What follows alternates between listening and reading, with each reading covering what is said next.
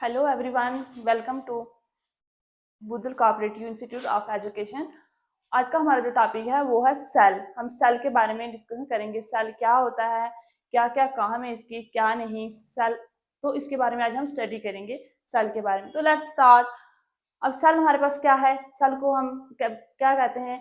Cell is the structure and function unit of life. ये हमारी life का क्या स्ट्रक्चर एंड फंक्शन यूनिट है, किसका? हमारी लाइफ का। अब cell structure and function unit of life का तो है जो भी हमारी, जैसे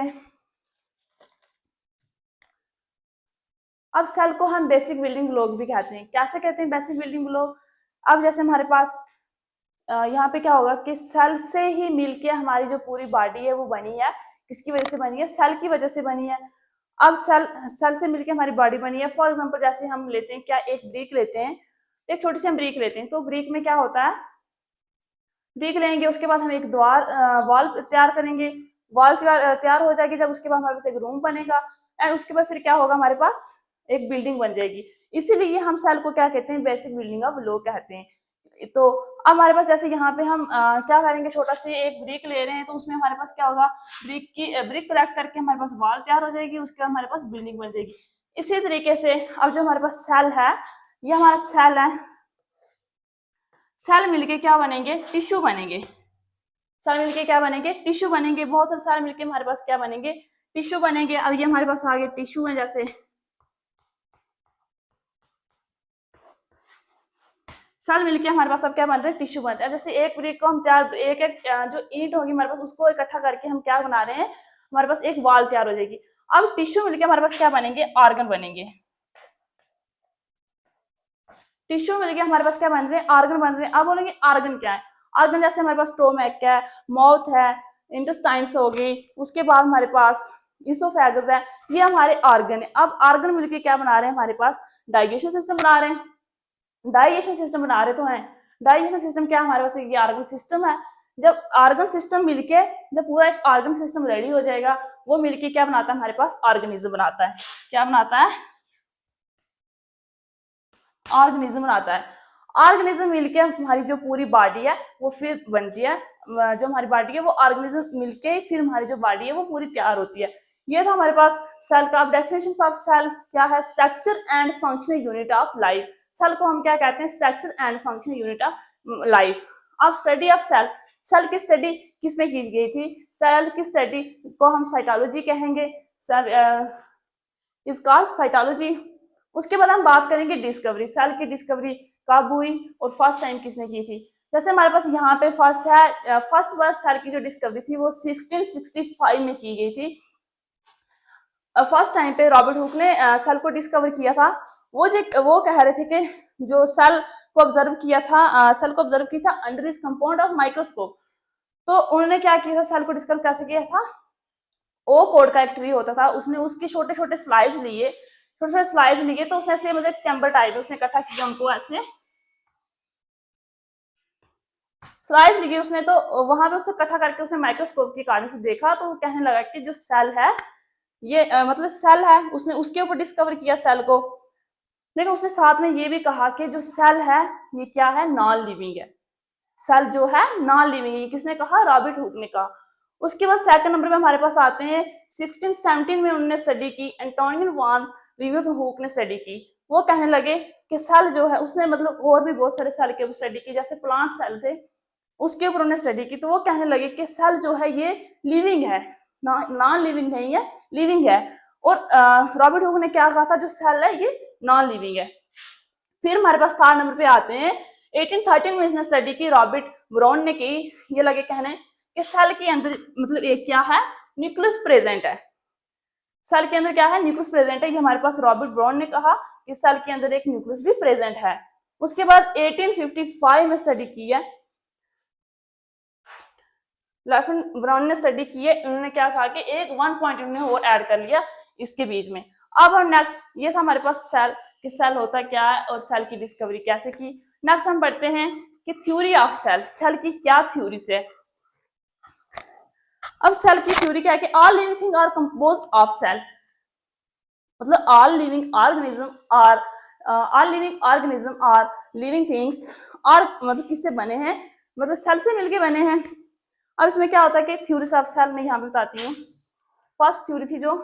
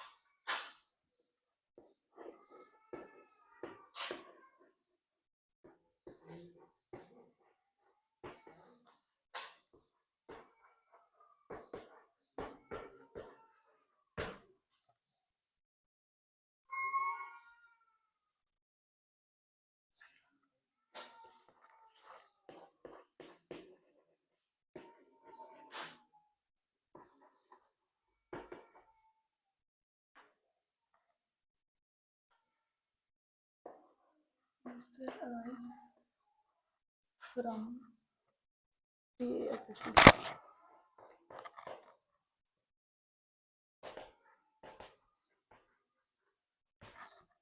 ये हमारे पास सेल की थ्योरी है। फर्स्ट थ्योरी में मैंने क्या कहा था, all living thing compose of cell. जितने भी all living thing, all living organism, all living things वो किससे मिलके बने हैं, सेल से मिलके बने। सेकंड नंबर पे वो कह रहे हैं कि सेल द बेसिक यूनिट, जो सेल है cell is the basic unit of life. जो सेल है ये हमारी लाइफ का बेसिक यूनिट है। ये किसने कहा था, अकॉर्डिंग टू स्केल्डन एंड शिवान ने ये कहा था कि सेल की थ्योरी उन्होंने ये बताई थी। उसके बाद फिर उन्होंने एक पॉइंट और ऐड किया था। उसने ये बताया था कि सेल जो है राइज करता है फ्रॉम प्री एग्जिस्टिंग सेल। अब प्री एग्जिस्टिंग सेल क्या होते हैं कि जो अराइज करते हैं, प्री एग्जिस्टिंग सेल अराइज करते हैं। अब क्या होते हैं, प्री एग्जिस्टिंग सेल होते हैं, जैसे हमारे पास फीमेल से हम क्या ले रहे हैं, ओव्यूम ले रहे हैं, ओव्यूम मिलता है हमें। मेल से क्या मिलता है, स्पर्म सेल मिलता है हमें। अब जो ओव्यूम और स्पर्म सेल मिलके हमारे पास यहाँ पे कौन सा क्या बन रहा है, जाइगोट बन रहा है। जाइगोट बन रहा है। जाइगोट क्या हमारे पास, न्यू सेल है। जाइगोट हमारे पास अब यहाँ पे क्या है, न्यू सेल है।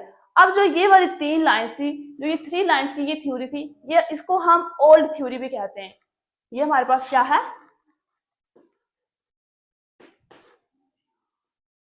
ये हमारे पास है ओल्ड थ्योरी। अब इन्होंने जो हमारे पास मॉडर्न थ्योरी थी, उन्होंने उसमें एक पॉइंट और ऐड किया था। मॉडर्न थ्योरी में, मॉडर्न थ्योरी हमारे पास आती थी कि जो सेल कंटेन करके रखता है,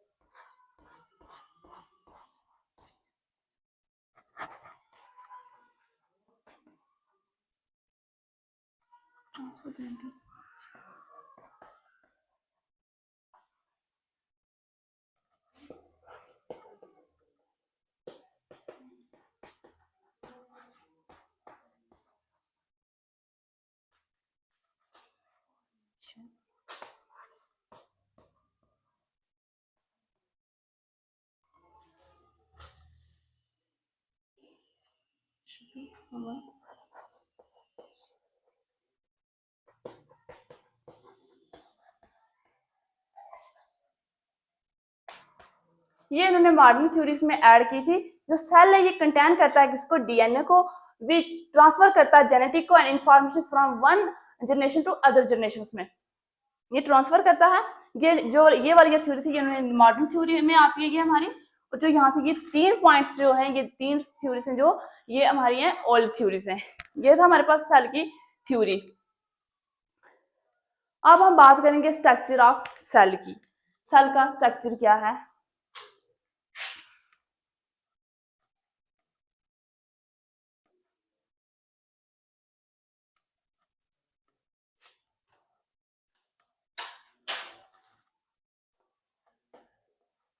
STRUCTUR, स्ट्रक्चर्स।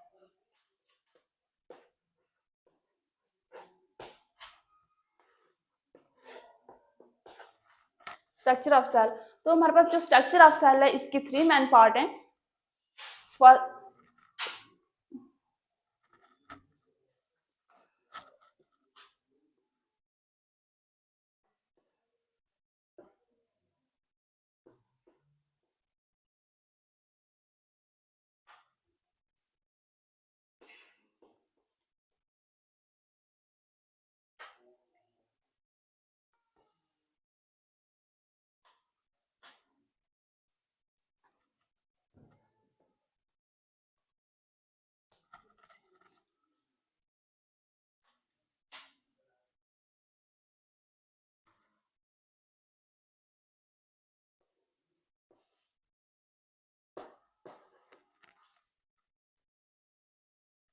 ये 3 पार्ट है हमारे पास स्ट्रक्चर ऑफ सेल के। अब जो हमारे पास सेल मेम्ब्रेन क्या है, अब जैसे फॉर एग्जांपल ये हमारे पास आ गया सेल, ये सेल आ गया। अब सेल के बाहर एक लेयर है, इसको हम कहेंगे क्या, सेल मेम्ब्रेन। ये हमारे पास आ गया क्या, सेल मेम्ब्रेन।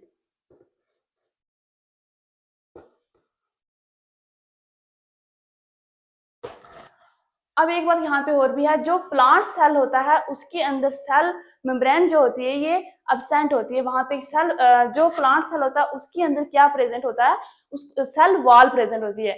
और यहाँ पे जो ये ह्यूमन सेल है इसके अंदर क्या है, सेल मेम्ब्रेन प्रेजेंट होती है और सेल वॉल जो है अब्सेंट होती है। इस चीज का ध्यान रखना, जो प्लांट सेल होता है उसमें क्या होता है कि सेल मेम्ब्रेन नहीं होती, सेल वॉल होती है।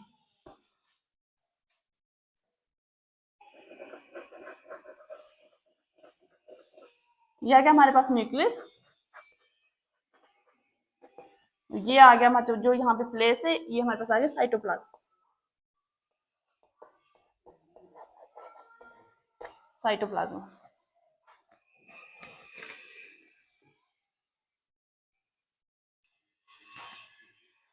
अब हमारे पास साइटोप्लाज्म ये आ गया।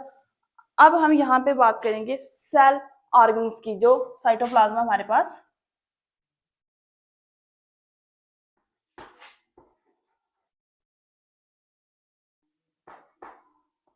Cell membrane. अब इसके साथ यहाँ पे आगे इस टाइप से होगा,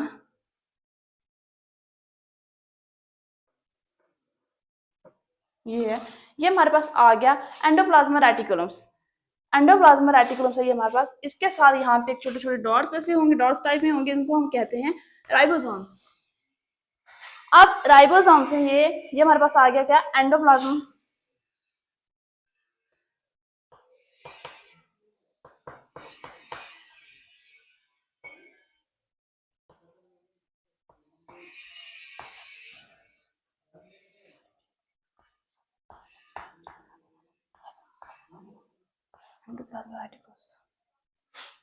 ये हमारे पास आ गया एंडोप्लाज्मा रेटिकुलम्स। इसके ऊपर छोटे छोटे यहाँ पे जो ये डॉट्स टाइप में लगे हैं, ये हमारे पास राइबोसोम। अब राइबोसोम्स में क्या होते हैं, ये अगर एंडोप्लाज्मा के ऊपर राइबोसोम्स हमें दिखाई दे रहे हैं तो उनको हम कहेंगे रफ एंडोप्लाज्मा रेटिकुलम्स। जिसके ऊपर ये हमारे पास राइबोसोम दिखाई नहीं दे रहे तो उनको हम कहेंगे स्मूथ एंडोप्लाज्मा रेटिकुलम्स। हमारे पास उसके बाद हमारे पास आता है यहाँ पे एक, ये है यहाँ पे हमारे पास आएगा माइटोकॉन्ड्रिया। अब माइटोकॉन्ड्रिया को हम power house of the cell भी कहते हैं। हम जब मतलब जो ऑक्सीजन, जैसे हम जो सेल का मतलब जो रिस्पिरेशन लेता है, ऑक्सीजन लेता है, उसमें क्या होता है कि मतलब जब ऑक्सीजन लेता है सेल तो उसमें माइटोकॉन्ड्रिया का क्या ऑक्सीजन जो है एनर्जी जनरेट करती है, तो उसको हम कहते हैं power house of the cell, mitochondria को। माइटोकॉन्ड्रिया हमारी यहाँ पे प्रेजेंट होती है।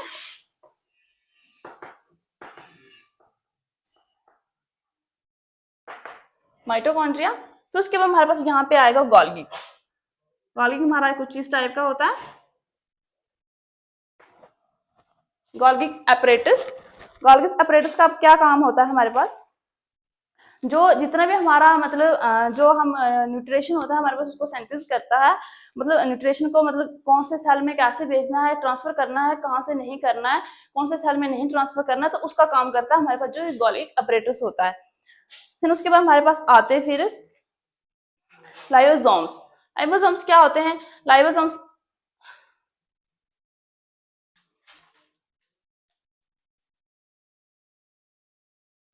ये था हमारे पास सेल का जो स्ट्रक्चर है। अब यहाँ पे जो हमारे पास होते हैं ऐसे छोटे छोटे टाइप्स में, ये साइटोरेक्टिकुलम्स होते हैं, सॉरी साइटोस्केलेटन्स होते हैं। ये यहाँ पे हमारे पास आ जाएंगे साइटोस्केलेटन्स। ये था हमारे पास स्ट्रक्चर जो सेल का।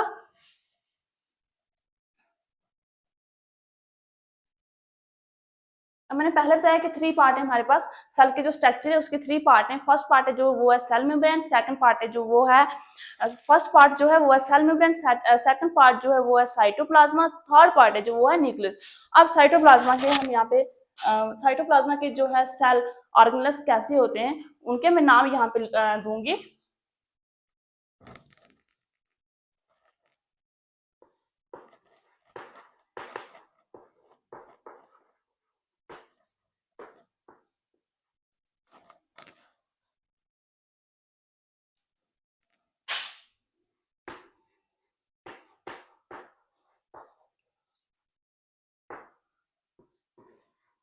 फर्स्ट नंबर में हमारे पास आता है माइटोकॉन्ड्रिया।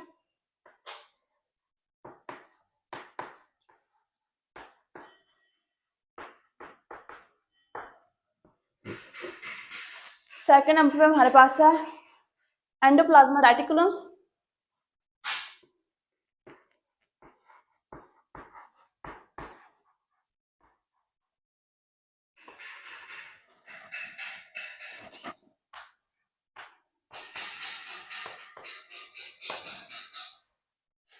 ENDOPLASMA एंडोप्लाज्मा, RETICU एल्गियो रेटिकुलम्स है। Dear students,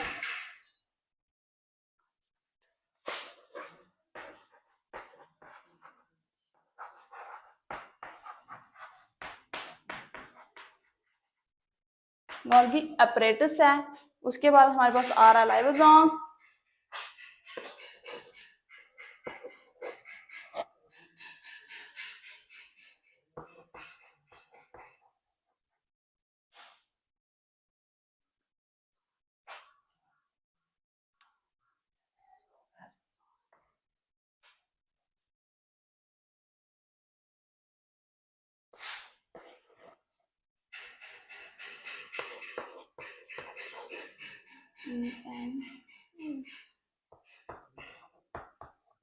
नेक्सिसोम।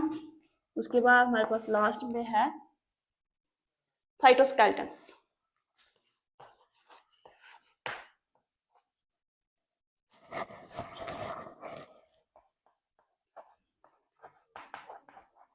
साइटोस्केलेटन्स ये मैंने बता दिया कि माइटोकॉन्ड्रिया का क्या काम होता है। माइटोकॉन्ड्रिया का power house of the cell भी कहते हैं। उसके बाद हमारे पास आ रहा है एंडोप्लाज्मा रेटिकुलम्स।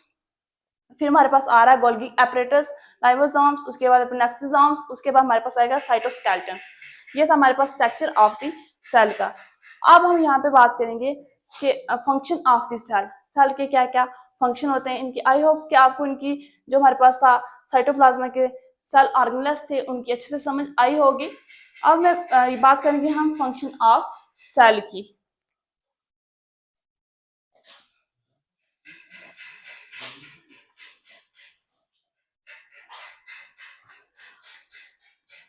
फंक्शन ऑफ सेल क्या होता है? जो भी हमारा मतलब सेल है वो डिपेंड किस पे होता है? टाइप्स ऑफ सेल के ऊपर डिपेंड होते हैं।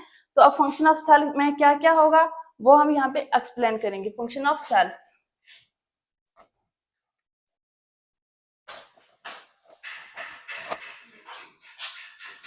जैसे कि फंक्शन ऑफ सेल के हमारे पास हो गए, जैसे आईज है हमारे पास, ईयर है, उसके बाद माउथ है। ये हमारे पास मतलब फंक्शन ऑफ सेल के हो सकते हैं। कैसे के मतलब ये हमें आईज हमारी क्या हेल्प करती है देखने में, ईयर हेल्प करते हैं हमारे सुनने में। तो ऐसे ही हमारे पास function of cell.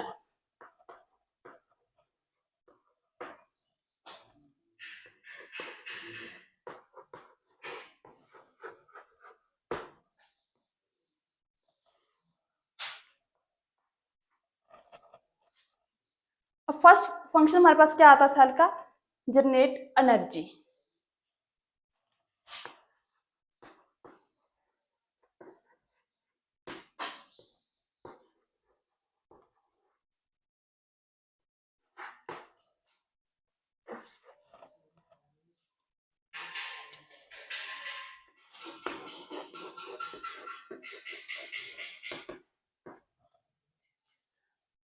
molecules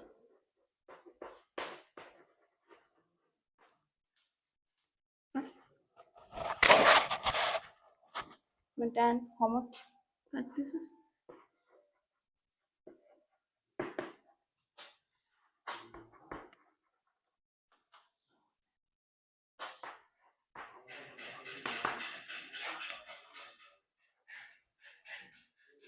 Reproduce.